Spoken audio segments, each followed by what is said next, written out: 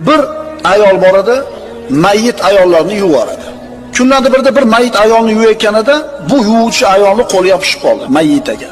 U qilishdi, bu qilishdi bo'lmadi. Vaqt o'tdi, qo'li bilan jasadi bitta o'tib ketdi hali mayit. Shunda mayit ayolni egalari nima qilishiga hayron bo'lishdi. Ayolni tanasidan kesib turib, bu ayolning qo'lini ajratadimi mayitani? Yoki yuvayotgan ayolning qo'li kesiladimi? Mumkin emas, o'likni kesib bo'lmaydi, sochini olib bo'lmaydi, tegib bo'lmaydi o'likka. Shunda buni xabarini Imom Molikka yetkazishdi.